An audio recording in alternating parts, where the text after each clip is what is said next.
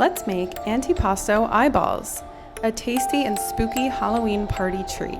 To make this recipe, you will need green olives, baby mozzarella, and prosciutto. First, cut your slices of prosciutto lengthwise.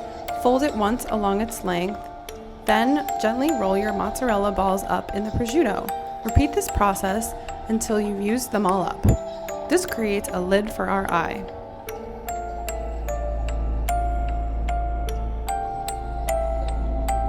Next, we'll use olives to create a pupil and iris. Cut your green olives in half, then place them on top of your cheese. Make sure to keep the stuffing inside, and just like that, ready to eat. Happy Halloween!